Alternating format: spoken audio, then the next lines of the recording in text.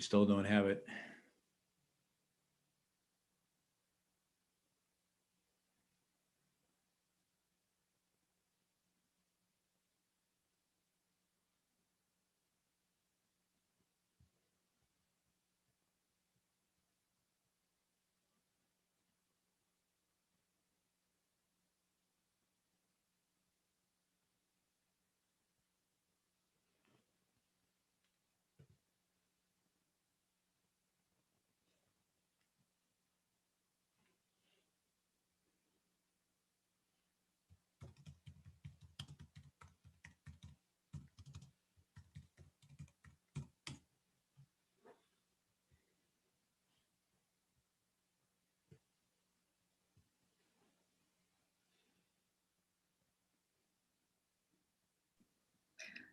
Bienvenidos a todos a un nuevo y el último webinario del año del Ayn Rand Center Latinoamérica. Mi nombre es María Martí, soy presidente del Ayn Rand Center Latinoamérica y en esta ocasión estamos haciendo este último webinario conjuntamente con el Ayn Rand Institute. Como sabrán, ya hace un tiempo hemos empezado a incluir el sistema de traducción simultánea, así que para todos aquellos que estén aquí con nosotros de Latinoamérica, que prefieran escuchar este webinario en español, van a ver dentro de la barra de abajo un globo que dice interpretación. Pueden seleccionar ahí, cliquear ahí y seleccionar español, donde podrán escucharla nuestra intérprete Mini Alonso haciendo la traducción de Yaron Brook. Lo mismo, también quiero invitarlos al final de la charla de Yaron Brook, pueden hacer todas las preguntas que deseen, las puedes mandar incluso en español al Q&A, desde donde Agustina Vergara Cid va a traducirlas al inglés. Así que siéntanse invitados a hacer las preguntas que deseen. Sin dar mucha más charla, les agradezco que nos hayan acompañado durante todo el año, y vamos a empezar con un tema bastante controversial, como es el que hemos seleccionado para Yaron Brook hoy, que es Biden, Trump y lo que la libertad realmente significa. Sin más, Yaron, how are you? Are you there? I'm good, thank you. Doing well. Thank you very much for doing this webinar for Ayn Rand Center Latin America and also for Ayn Rand Institute. I know that is a particular topic for you, Biden, Trump, and what freedom really is, but many people want to hear your position about this topic. So thank you very much for being here. Welcome, and okay, the audience, it's all for you. Thank you, Maria. It's always a pleasure to be speaking in Latin America. It's just too bad I have to do it remotely from California. I wish I could be with you live, three-dimensional, in person.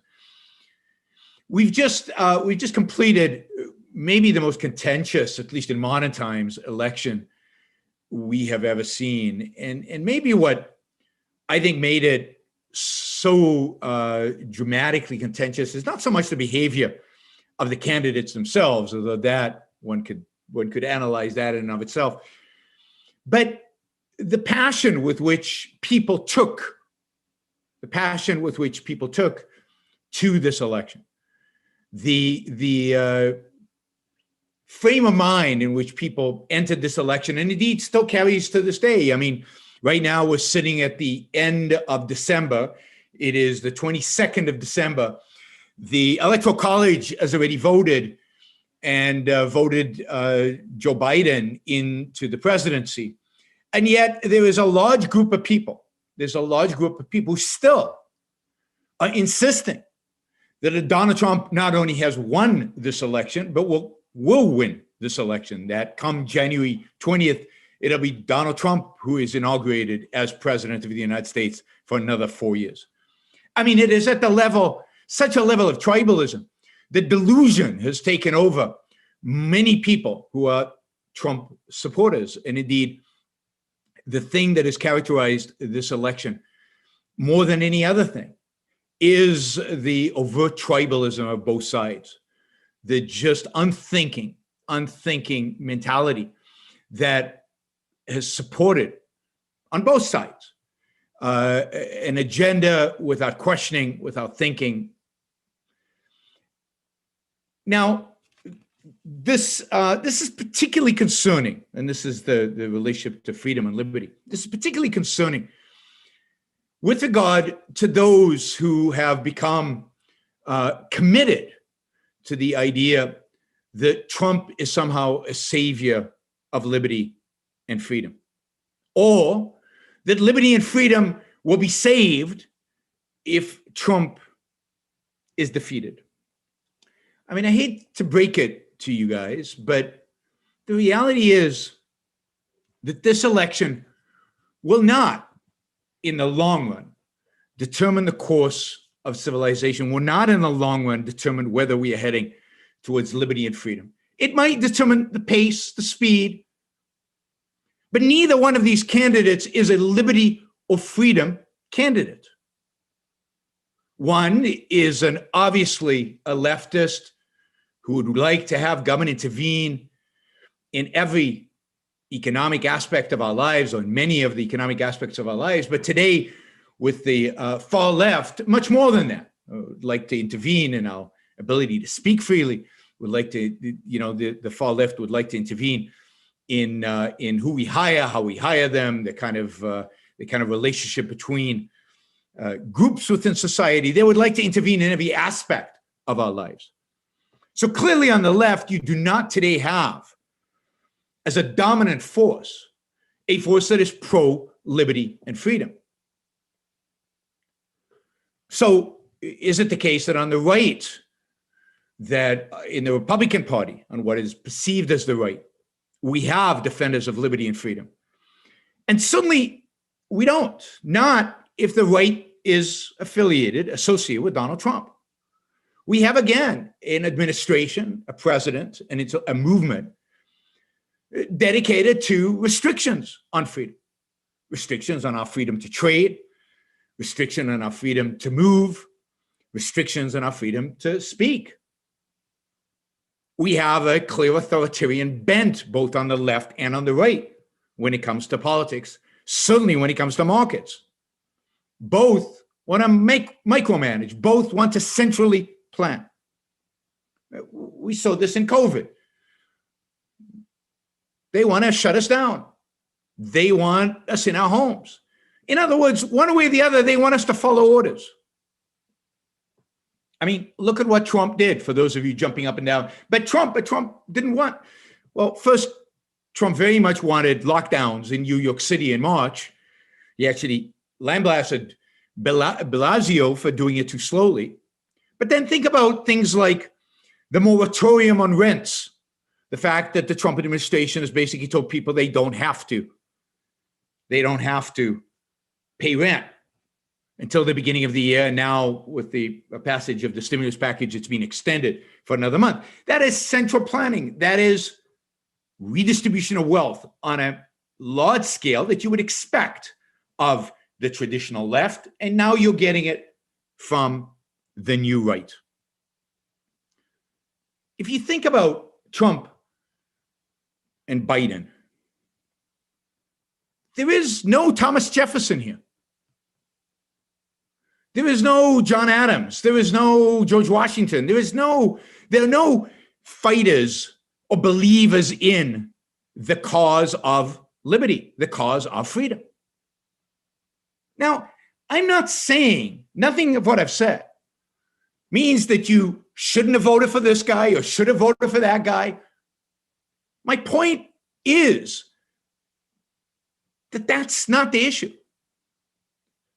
That whether you voted for Trump or voted for Biden or didn't vote at all, you have to be objective about who they are and what ideas they represent and what the right and left have become in the United States of America. And the fact that neither candidate, neither movement, neither political party actually represents the cause of liberty and freedom. Indeed, the entire spectrum today of left and right is dominated by collectivists of various attributes, but they're all collectivists. They're all interventionists. They're all statists. Some might belong nominally to the right, others might belong to the left. But when you look at policies, when you look at the way they frame the issues, when you look at the philosophical underpinnings of their ideas, there are no vast differences between them. So you might believe that voting for Trump will slow the end down, will slow authoritarianism down, and therefore it buys the forces of liberty and freedom time to win. You might believe that voting for Biden was the right course of action, because that would actually slow down the rise of authoritarianism and would actually buy us more time to establish freedom and liberty. That is a disagreement about strategy. And it's a disagreement that is worth having. I have a particular opinion about it. But that's a disagreement that's viable, realistic. I could make arguments for either one of those. But that's not what I'm saying. I'm seeing people who have taken a stake on the side of liberty and freedom and are treating Trump as a messiah, a savior for that cause. Not somebody who will just buy us a little bit of time, somebody who's clearly violating rights, somebody who's clearly anti-liberty and freedom, but at least he's not the left and he's buying us some time. If that were the case, then we could have the strategic discussion about whether voting for him is better or not. But that has not been my experience in this election. I've never seen such passion, such vehemence, such commitment as I've seen in this election to one side or the other, particularly to the Trump side. Not even in the days of Ronald Reagan and Margaret Thatcher, who you could argue were a little closer to being advocates of liberty than Trump ever will be. So the point I want to make today, and I'm going to step back from the particulars of this election, is that on the political map today, on what is perceived as right and left on that spectrum of the world today, there are no popular advocates of freedom and liberty. It is sad, but that is the reality. If you value freedom and liberty, then it is not to our political world that you should look. It is not to politicians that you should look, not existing politicians. There is a lot of work to be done so that one day we can have another Jefferson, so that one day we can have another Washington, so one day we can have an advocate of freedom, an advocate of liberty. But that's going to require real work. Work that politics distracts right now from. Work that committing oneself passionately to one presidential candidate over the other detracts from. Work that a mindless commitment to one candidate undermines. So what kind of work is necessary? Well, first, when we talk about freedom and liberty, what do we mean? What does freedom and liberty actually mean? What would the world look like if we were actually free? Well, a free society is a society in which you as an individual are free to pursue your values, the values that you deem necessary for your life, you deem rationally necessary for your life over the long run, for your happiness, for your success, for your flourishing as a human being. Freedom, a free society, is a society where all force is the enemy of our choices, is the enemy of our reason, is the enemy of our ability to make those kind of choices. So a free society is a society in which all force is monopolized by the government, and that the government uses it only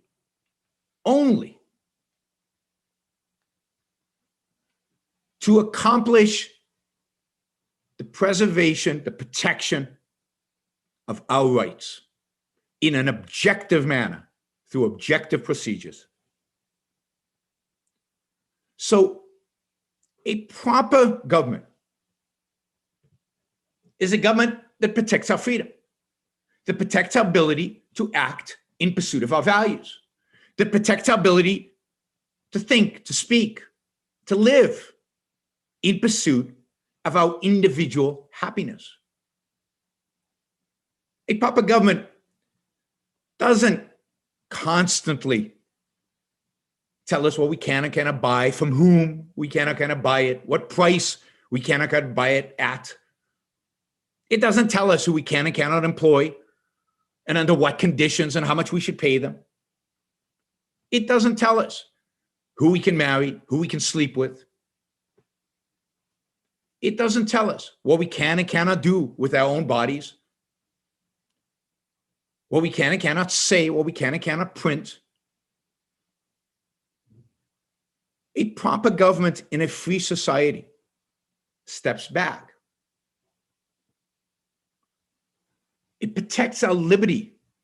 It protects our freedom to act on our own behalf, to act in pursuit of our own values. It protects our rights, our individual rights, properly understood, the freedoms of action. And as long as we don't hurt anybody else, as long as we do not initiate force on anyone else, such a government leaves us alone. It leaves us free of coercion, free of force, free of authority. Now, there is nobody on the political map today arguing for this. There is nobody on the political spectrum today arguing even for moving in that direction. Yes, some would like to regulate industry A more than industry B, and others would like to do industry B more than industry A. But nobody out there is arguing for not regulating. Some would like to control the economy somewhat, but to control other aspects of our lives more. Others would like to control other aspects of our life less, the economy more. And some would like to control everything, every aspect of our life. But the political battle in the world in which we live today, particularly, specifically in the United States, but my belief is that this is true all over the world, is between all kinds of collectivists, all kinds of variations of statists. Some might allow us a little bit more freedom. Others might oppress us more. But these are only degrees. And nobody is on a path. Nobody is advocating a path to freedom. Not even a moderate path to freedom, not even a slow path to freedom.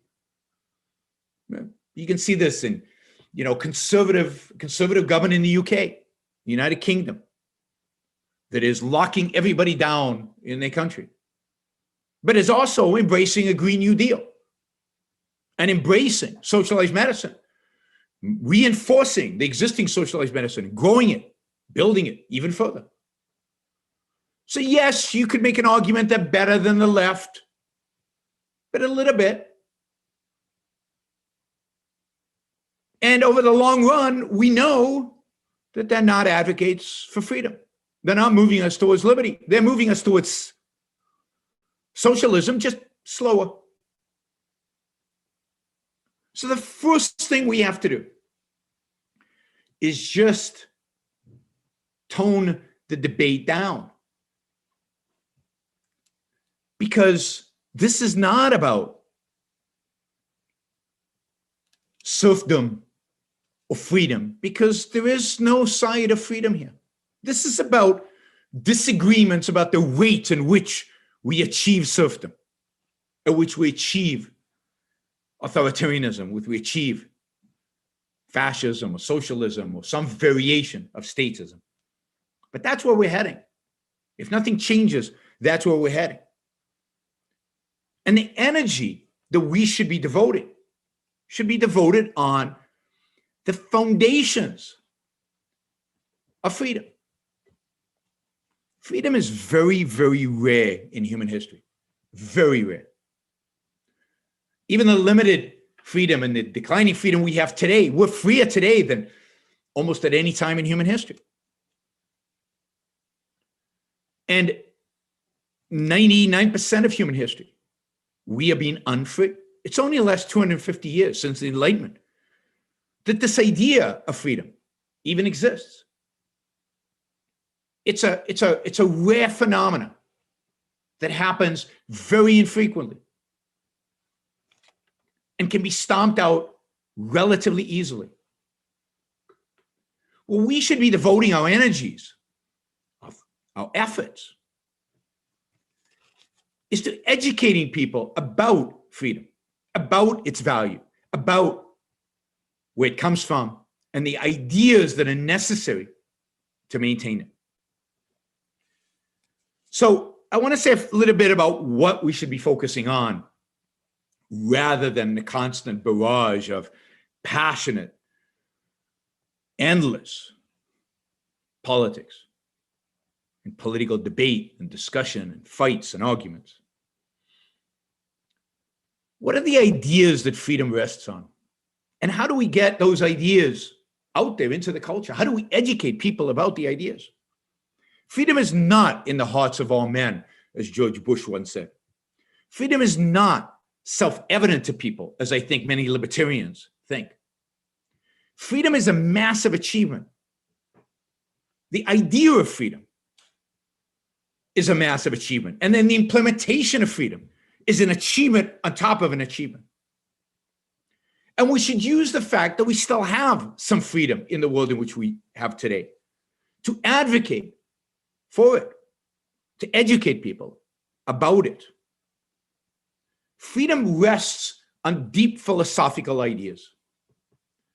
I think there are two that are fundamental, that in a sense were discovered during the Enlightenment and have led to where we are today, that we need to resurrect, reinforce, fight for, argue for, debate for, dedicate our energies towards.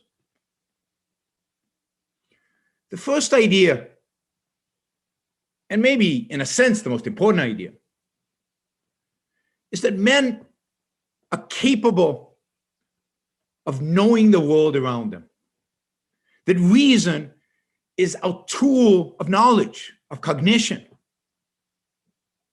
That we can know the world, we can understand it. That understanding does not come from revelation. That understanding does not come from philosopher kings. That knowledge is not ingrained in our genes, in our DNA. That knowledge is an achievement, but an achievement available to every human being. Every human being has the capacity to reason and therefore has the capacity to know the world. Because think about when that idea does not exist. If you believe that knowledge is achieved through some kind of revelation, but it turns out always that not everybody has the ability to get the revelation. We need philosopher kings or popes or leaders to tell us what the truth is, how we should live our lives. As individuals, we are told we're impotent. You don't know anything. You don't know the truth. That's just your subjective feelings. We're told constantly.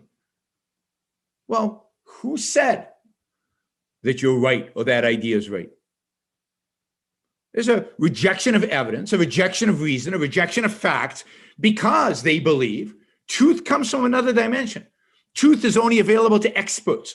Truth is only available to those who are uniquely qualified to discover it. Well, if truth is only available to them, then they must guide us, they must lead us, they must tell us what to do. And they're eager. They are eager to jump at the opportunity to do exactly that. To control us and to impose their values, their will on all of us. And many people accept it, and many people accept it because they don't believe their own mind. They don't believe their ability to discover reason, to discover truth for themselves. And then there's a whole class of people who tell us that what you know is in your DNA. Everything is in your DNA. Everything is determined by your genes. Your effort makes nothing. Well, then what is truth? What our DNA tells us or what their DNA tells us? Truth is out the window. Truth doesn't exist. Truth is impossible to discover. You either know it or you don't know it. Your effort, your thinking, your reasoning makes no difference. We hear this from intellectuals constantly, that you're just a product of your DNA. You're just a product of evolution. You're just a product. And again, you don't know what the truth is. All these theories basically undermine your ability as an individual to have confidence in your ability to live, to know, to discover truth, and to live by that truth. So you're left impotent. And there's no accident that in an environment in which we are told constantly that you cannot discover truth because either it's revealed to some or it's in your genes, and if you don't know it, you just don't know it. We see a rise in tribalism. We see a rise in cynicism, skepticism. We see a dramatic rise in emotionalism, and a rush to tribalism and a search for a leader to tell us what to do. People need guidance. They need some principles to guide their life. And if they can't discover those principles for themselves, then they will ask somebody else to guide their life for them. It's always been the case in human history. To get to freedom, we must first advocate for reason. We must first teach people that they do have access to truth. I mean, they know this at some level. They know this in their professional life. They know this at work. But they need to know it in a deeper sense. They need to know it that reason applies to all knowledge, not just the engineering that they do or whatever their profession is, but in every aspect of their life, in every aspect where knowledge is required. We need to denounce the idea that they're just products of their DNA. No, knowledge requires effort. It requires focus. It requires you committing yourself to truth, to discovery.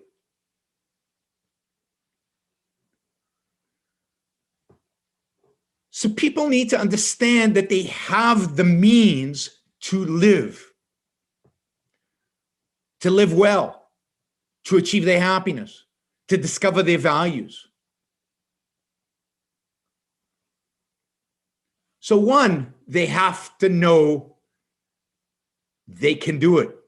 They have the capacity to reason, and they can live, and they can survive, and they can thrive, and they can flourish. Second, we have to convince them, we have to teach them, we have to explain to them that their life is worthy, that the purpose of their life should be their life, should be their own survival, their own success, their own flourishing, and ultimately their own happiness. That their morality, that their moral code that has taught them for generations after generation after generation, that the purpose in life is to serve others, to serve God, to serve the community, to serve the needy, to serve their fellow man, that that idea is wrong. Indeed, that idea is evil. Their purpose in life is to live the best life that they can live. They have the tool to do it, they reason. And they need the moral confidence to actually engage their reason in pursuit of their own happiness. So the two fundamental ideas at the heart of the battle for freedom are not Biden versus Trump or politics or left versus right or any of that. It is the two fundamental ideas, a reason, the fact that we can guide our lives, and individualism, the fact that it's right for us to guide our lives towards success and happiness. That's where the battle is. It's epistemological in a sense of convincing people they have the tool, and it's ethical in a sense of convincing people that they should live for themselves. And that is ultimately the spectrum, if you will, the meaningful spectrum politically. It's one side, all the different people who think you cannot think for yourself. You cannot discover truth for yourself. You cannot actually live guided by your own mind, pursuing your own values, because you don't have the capacity to discover those ideas, those principles, those values.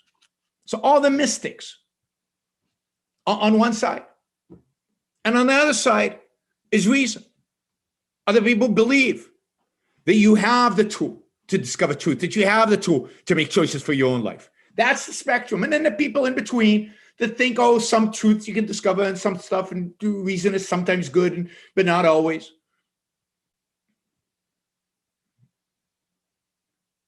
So you need that spectrum.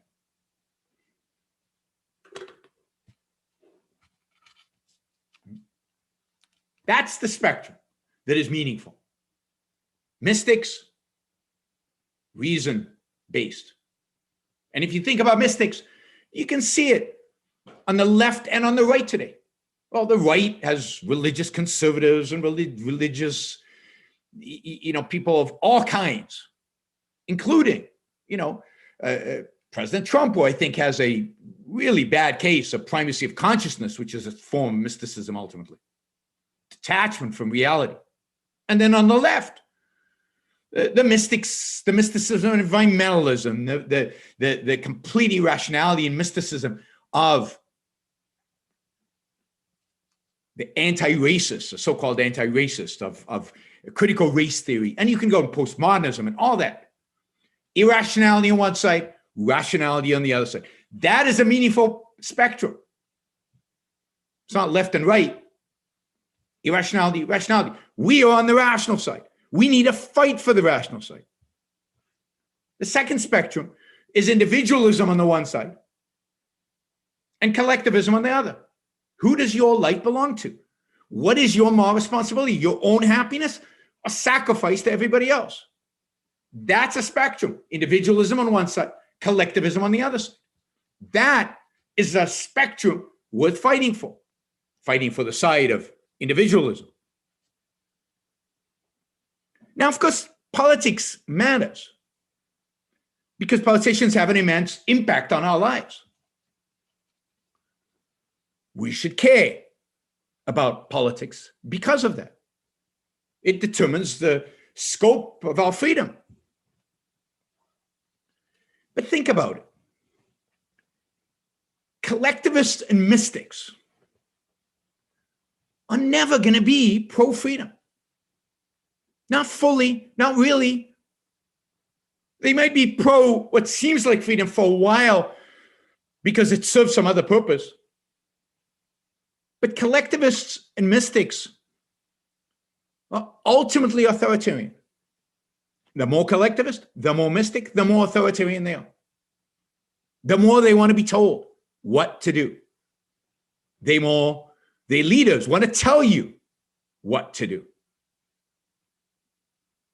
So collectivism and mysticism are the path towards authoritarianism and the end of any kind of freedom we have. The leaders want power and control. The masses want to be told what to do. On the other hand, if somebody's an individualist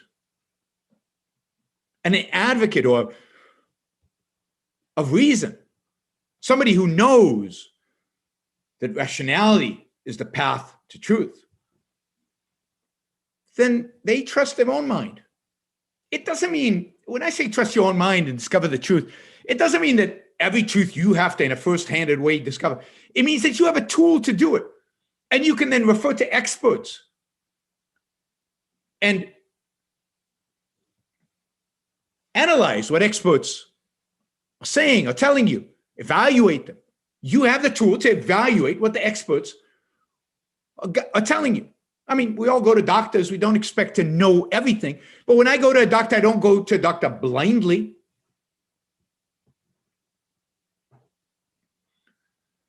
So we depend on people. So when people have reason and are confident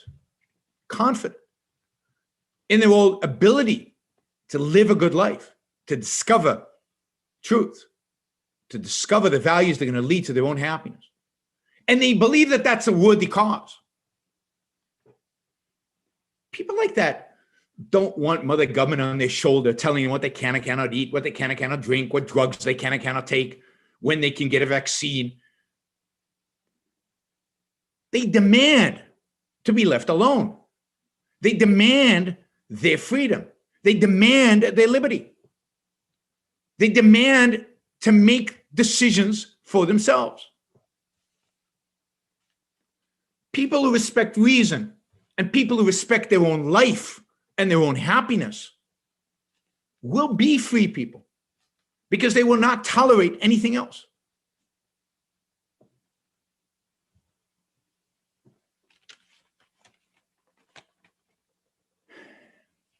So if we care about freedom, if we care about liberty, it is those ideas that we must fight for. The politics will take care of itself. The politics will resolve themselves.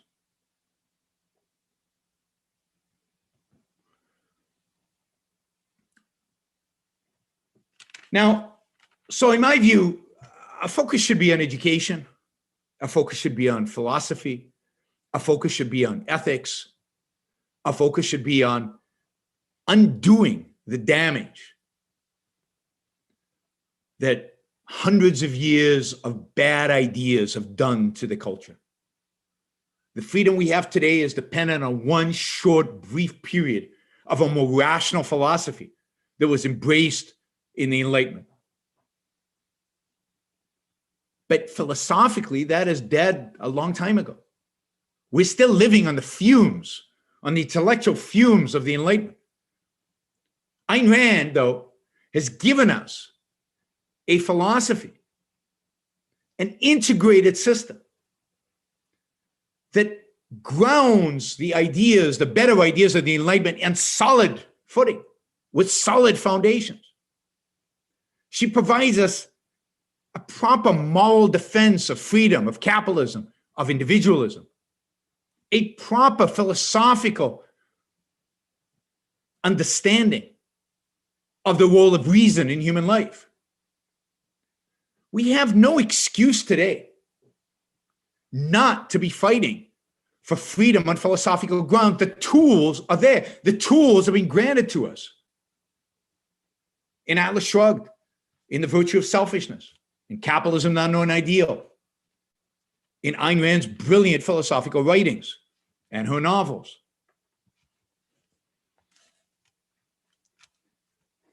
There's so much work to be done. There's so much to be achieved. A future of real freedom, of real liberty is such a value, is so important. That is where we should be focusing our energy. That is where we should be focusing our time, on writing, speaking, engaging, discussing, debating, with people on these issues. Because once we can convince people of the power of reason and the importance of individualism, freedom, the politics will all take care of itself, and we will finally achieve kind of the world which we all desire, which we all want. So let's refocus that energy, that passion on what matters. Thank you all. Thank you very much, Yaron. It was a very good talk, very inspiring. So thank you. Thanks a lot. And I will start with one question that we have a lot of questions right now, but I will start with I'm the owner here, so I will start with my question. Sure. So Ayn Rand said in one of the chapters in Philosophy Who Needs It, she said something like, no matter what are the conscious premises that Americans have, is their sense of life which is going to save Americans from falling into authoritarianism or something like that. So do you think in the last years, maybe that sense of life has switched in a different direction? And in that case, why? Well, first remember that Ayn Rand said that a sense of life cannot sustain itself forever without a philosophy. That ultimately it will decline. Ultimately, that sense of life will go away without a philosophical foundation to it. And I think the answer to whether this American sense of life has declined is yes. I think absolutely. Leonard Peikoff gave what I think is a brilliant talk. I think it was 2002, called Americans versus America, where he already in 2002 describes the decline in the American sense of life and how weak and pathetic and wrong the response was after 9/11, and how the Americans allowed it to happen, and that the Americans of previous generations would not have, would have been a lot tougher, a lot more, a lot stronger in their defense of their own values and defense of their own country. And I think it's only gotten worse since 2002. I think that the wars in Iraq and Afghanistan with no end and with no purpose, and with people, these kids dying for nothing, at least nothing that our leaders can communicate to us. I think then the financial crisis and our intellectuals blaming it on capitalism, on the American system, on freedom, on liberty, that caused the financial crisis. And then just the cultural, the philosophy of the culture, the ideas prevalent in the culture over the last 20 years have just slowly and systematically eroded that sense of life. And I really don't see it today. I once in a while, maybe you see a little spark of it. I thought in this last election, of all places, you maybe saw it in California, where they voted down affirmative action. They voted down increasing property taxes. They voted down the destruction of Uber and Lyft. They voted down a lot of these status things. It's almost like, all right, enough's enough. We don't agree. But it's so superficial and so ephemeral. It seems to go away very quickly, that I don't know that it means anything. Although I actually thought this last election was quite positive in terms of how people voted and what actually happened in the election. I think the results were quite positive in generally in this last election in terms of Americans. But the American sense of life is has eroded significantly. And as Ayn Rand predicted, what it needs to resurrect it. And the American sense of life is like, don't tread on me. I can achieve anything. It's a sense of life of individualism. It's a sense of life of optimism. It's a sense of life of can-do attitude. I can get this done, right? Leave me alone, and anything is possible. That, has been undermined by religion and by philosophy. It's hard to bring it back without a real philosophical revolution, which is what I was arguing for in the talk. Yeah, and that's what we are working for. So an anonymous attendee is asking here, you said that this election won't determine much, but you're talking from a perspective of someone who lives in a relative free country. In Latin America, government is so monstrous and intrusive that the president does matter because he or she will determine your future. How are we to pursue our own values when politics take over our lives and everything that government does endangers our flourishing and survival? Well, I mean, the solution is to find a way to get out of those places if it's that bad. And I know it's hard and I know it's difficult, but the fact is you only live once. And look, if you sit around waiting for Thomas Jefferson, you're going to die waiting because they're not coming. And if you think that, what was the guy's name who won in Argentina, became president of Argentina, who was a fan of the fountainhead? What was his name? Macri. Macri. So Macri got elected. Everybody was, yay, finally we have an advocate for liberty in Argentina, right? So maybe they weren't delusional. Maybe they said, okay, but he's better. He's going to make big, good changes, right? And then it turns out Macri's just like everybody else. And your rights are being violated just as much, but now he's doing it in the name of the fountainhead because he's associated with Ayn Rand. So,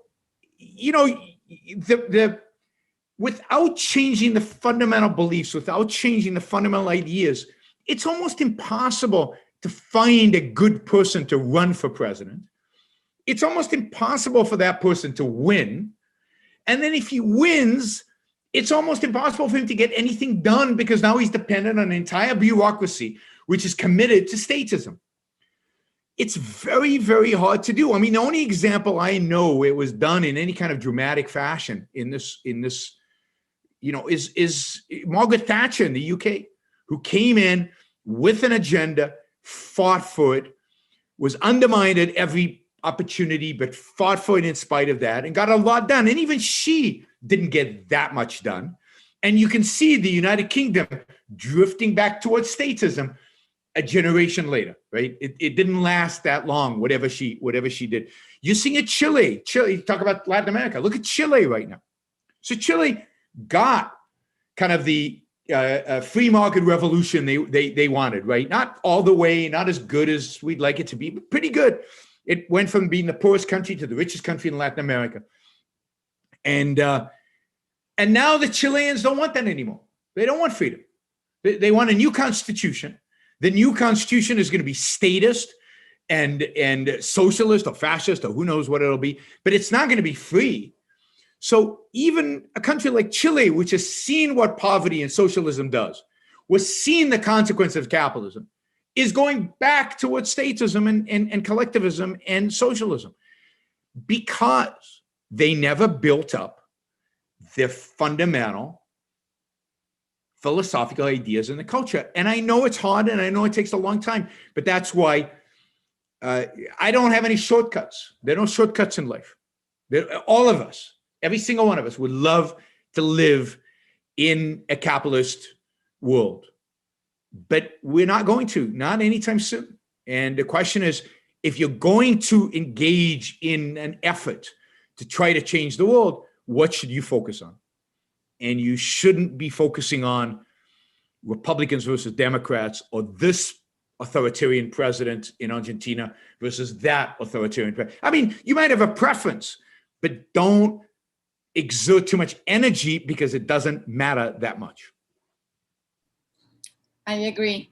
Yaron, Gary Ross is asking here, I agree that both alternatives are horrible for freedom. And I think that for the long run, another Trump presidency would have been worse.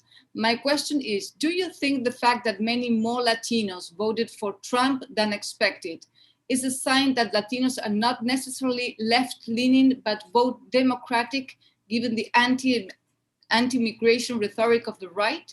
I believe most Latinos immigrants go to the US not for handouts, but to work. I've said this for years and years and years. I think the Republican Party has made a concerted effort to alienate Latinos and to alienate them. And they put in no energy into trying to appeal to them. I think that, we saw this for a long time in Texas. Latinos voted Republican because the Latinos tend to be more conservative. They tend to have come to America for opportunities, not to bring the socialism of their countries into here. In California, Latinos turned dramatically Democratic when Republicans turned dramatically anti-immigrant. So it is very much, there's absolutely no reason Republicans or you should expect Latinos to always be Democratic. I think that's true of all the different groups. I think, I don't think blacks should be voting Democratic. And I don't think the Republicans do enough to appeal to them. They don't engage. They don't go into the neighborhoods. They don't make an effort to make an appeal. I think there's a strong appeal to be made.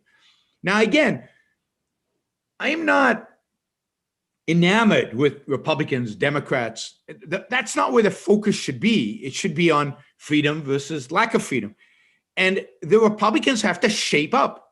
The Republicans don't deserve people's votes given what they stand for right now. The Republicans need, if they want to represent freedom, if they claim to represent freedom, then they actually need to do the work to earn that title. Right now, Republicans do not stand for freedom. And therefore, they don't deserve any of these people's votes. But if they truly stood for freedom, then I think they could go after the Latino vote. They could go after the black vote. They could go after a lot of these votes that they currently do not get.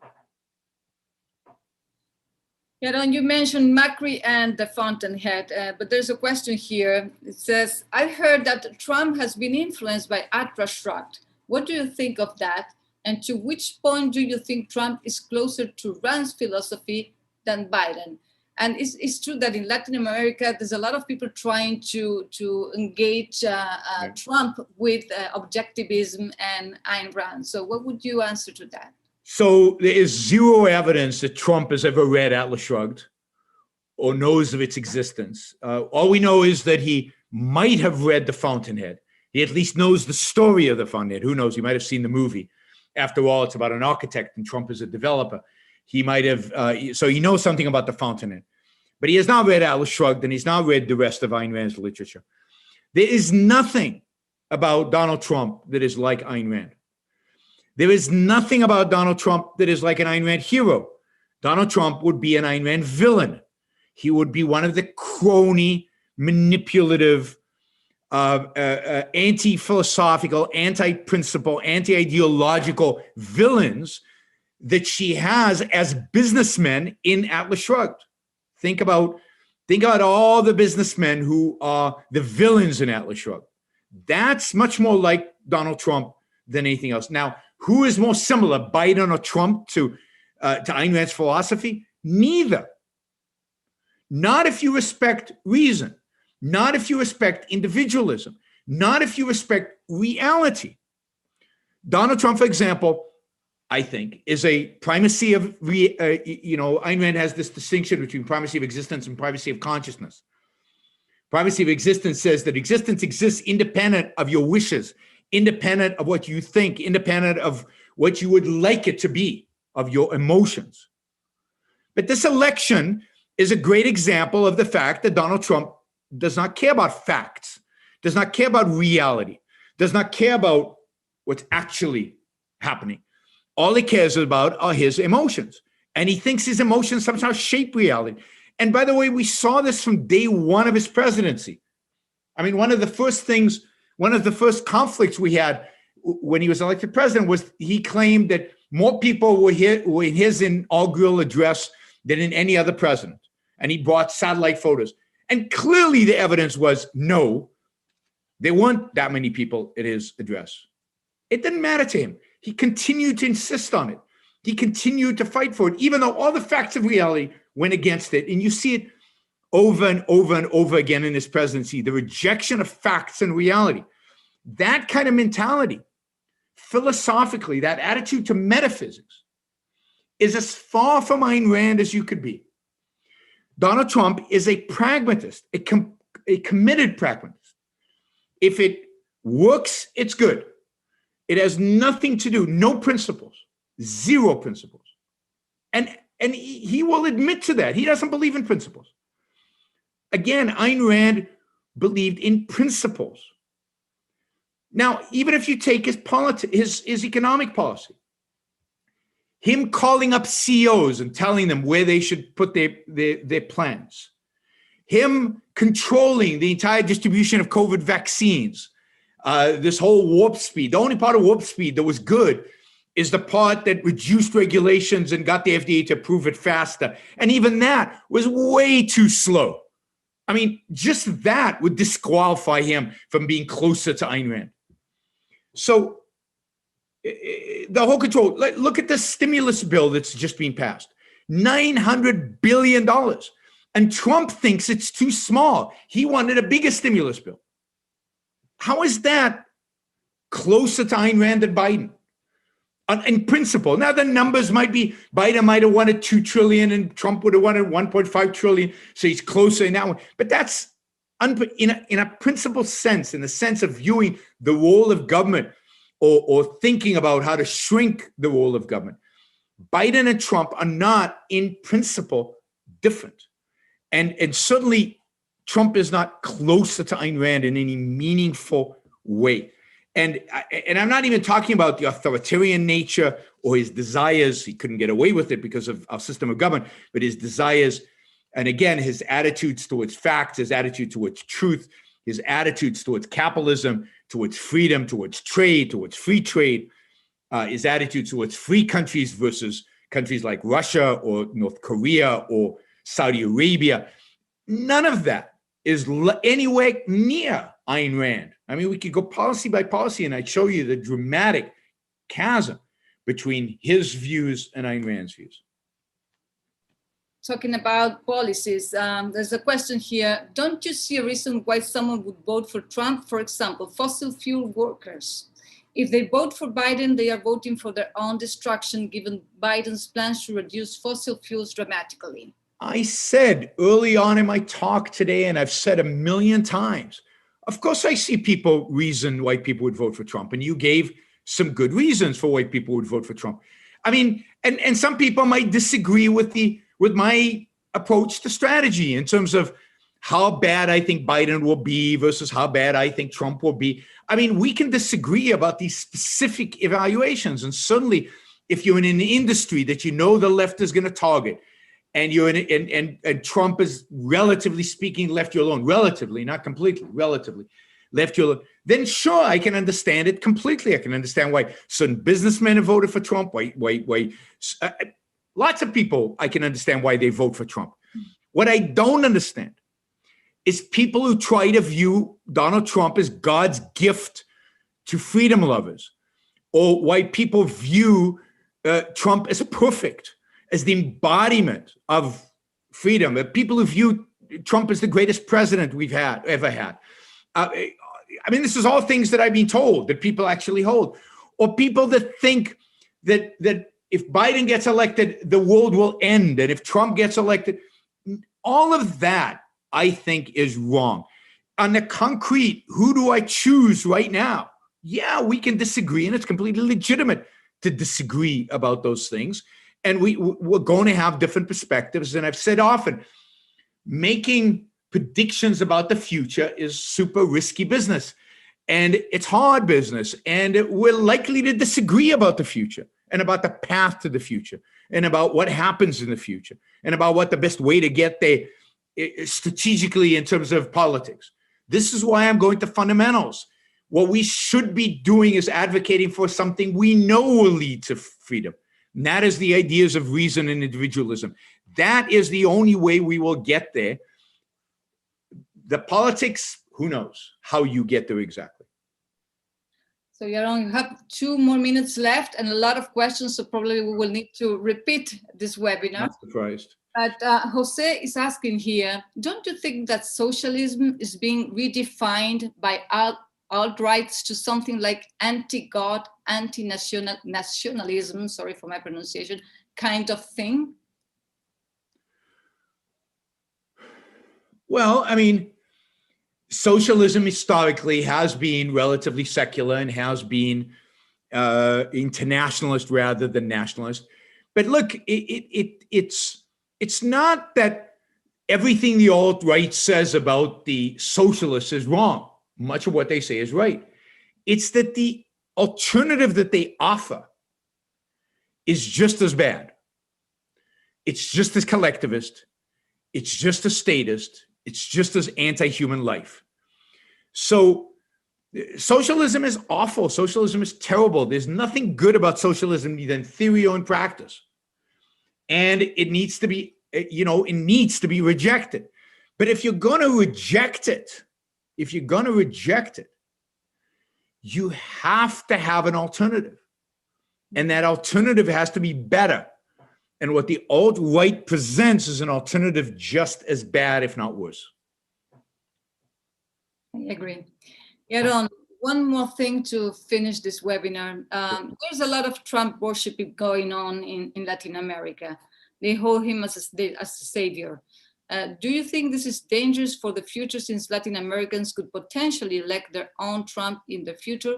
And what I see is there are many, many pro-freedom groups, libertarian groups, and even some objectivist groups or people who is for Trump. So what are your advice for them? What would you say, what we can do to not fall into the same that you are falling? Yeah, I mean, again, I think you have to separate people who are for Trump and people who are dedicated to Trump, that are passionate, unequivocal supporters of what he does and what he represents and who he is. And I think that the worship of the person like that is very dangerous. It will lead pro-freedom organizations towards ultimately falling into the trap of supporting authoritarianism, because that's where this worship of Trump, I think, is leading. It will lead towards authoritarianism. Again, that doesn't mean everybody voted for Trump. It just means the worship of Trump. I think that if you analyze the ideas that Trump represents, try to get beyond his anti-left. Try to get the positive ideas he represents. In his own words, what does he actually stand for? And you will see that he is not a freedom lover. He is not a supporter of capitalism or freedom or of liberty. So if you are supportive of liberty, then don't worship a person. Don't worship any person. Certainly don't worship any person who is in politics. Because they are not, I mean, in this case, Trump is not an advocate of freedom. He is not an advocate of liberty. He is not going to move us. I mean, his ideas are not going to move us in that direction. Latin America is very susceptible, as we know, to authoritarianism. You don't need more authoritarians in Latin America. What you need is a real liberty movement, a real freedom movement. And that means a movement dedicated to the ideas of liberty, to the principles. There's a word Donald Trump doesn't know how to spell. Principle. Principles of liberty, principles of capitalism, principles of freedom. So all these groups in Latin America and everywhere else in the world who claim to be for freedom, claim to be for liberty, need to dedicate themselves to those ideas and to fight for those ideas. And when one day, hopefully, we get a politician that actually stands for those ideas, then support them. But in the meantime, don't sell out, don't compromise by, again, and I'm not talking about voting for one person or another, but I'm talking about fully, unequivocally supporting somebody. Don't do it. You're going to be trapped by the authoritarians, and you're going to waste energy and time and effort that could be devoted to actually fighting for the principles on which freedom is based, the principles that we need in order to have a better future one day. Yaron, thank you very much for this webinar. Thank you for your time. And we will keep working from Ayn Rand Center Latin America to try to promote those principles you're talking about. So thank you, Maria. Thank you for all the work you do in Latin America. And I look forward to actually visiting in person and getting an opportunity to tour Latin America and to talk to people in person. 2021. So I hope you have you and a lot of the ARI staff here in Latin America. I certainly hope so. Thanks a lot. Thanks to all the people that has been here with us, and thank you, Ayn Rand Institute, and see